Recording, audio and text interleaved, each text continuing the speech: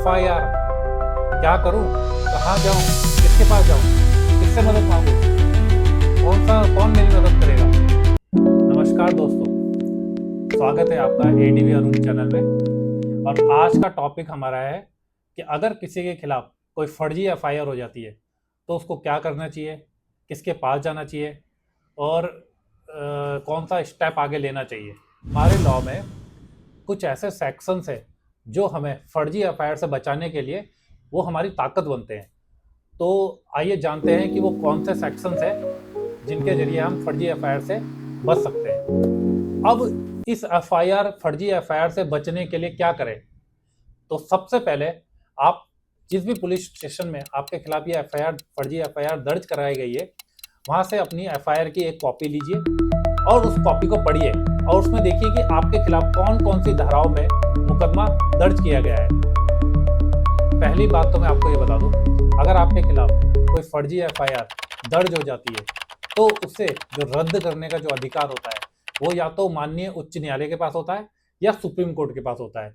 आप वहीं से अपनी एफआईआर को रद्द भी करवा सकते हैं। उस एफआईआर को रद्द करने का अधिकार, जो फर्जी एफआईआर आपके खिलाफ दी गई है उसे रद्द करने का अधिकार पुलिस प्रशासन के पास भी नहीं होता है। पुलिस प्रशासन केवल उस फर्जी एफआईआर में अगर उसको कोई तथ्य नहीं मिलता है या कोई सबूत नहीं मिलता है तो उस पर अपनी क्लोजर रिपोर्ट लगाकर, जिसे कि हम एफआईआर भी बोल सकते हैं, सबमिट करा सकती है, मगर उसे रद्द नहीं कर सकती। अब जब आपने एफआईआर की कॉपी अपने स्टेशन से मंगवा ली है तो सबसे पहले आप उसमें चेक करिए कि कौन कौन सी धाराएं लगाई गई हैं। अगर उन धाराओं में सजा का प्रावधान 7 साल से नीचे है, ध्यान दीजिए, बिल्कुल ध्यान दीजिए, अगर उन धाराओं में सजा का प्रावधान 7 साल से नीचे है तो आपको डरने की बिल्कुल जरूरत नहीं है। पुलिस सबसे पहले मामले की जांच करेगी। जांच करने के बाद अगर वो आपको दोषी नहीं पाती है तो उस पर अपनी एफआईआर लगाकर उस एफआईआर को क्लोज कर देती है।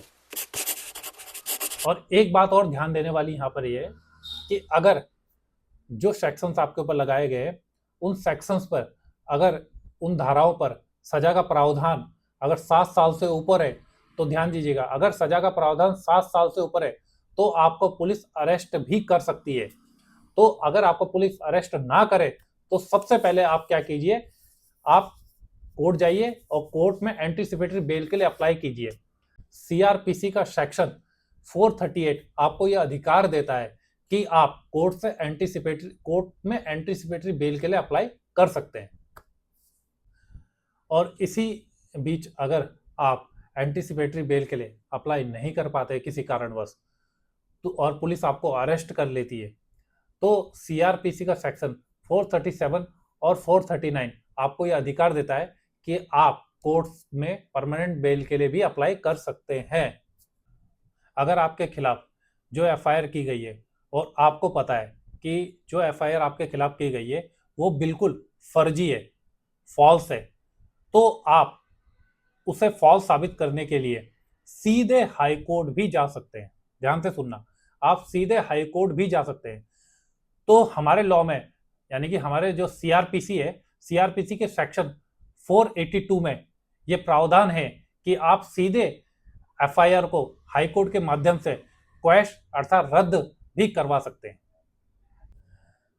तो दोस्तों, अगर मान लीजिए कि किसी व्यक्ति ने आपके खिलाफ फर्जी एफआईआर दर्ज कराई है और फर्जी एफआईआर दर्ज कराने का जो उसका मकसद है वो खाली आपको परेशान करना है, आपको प्रताड़ित करना है, या फिर किसी विवाद की स्थिति में आपको आपके साथ समझौता करना उसका उद्देश्य है, तो आप इन सब से बचने के लिए आप सीधे हाई कोर्ट जा सकते हैं और हाई कोर्ट में आर्टिकल 226 में एक रिट पिटीशन दाखिल कर सकते हैं और उस रिट पिटीशन के माध्यम से आप अपने के लिए प्रोटेक्शन की भी डिमांड कर सकते हैं और उस एफआईआर को आप उस रिट पिटीशन के माध्यम से खारिज भी करवा सकते हैं। कोर्ट में यह साबित कर देते हैं कि आपके ऊपर जो एफआईआर की गई है वो फर्जी है और फॉल्स एफआईआर है, ये कोर्ट में साबित हो जाता है।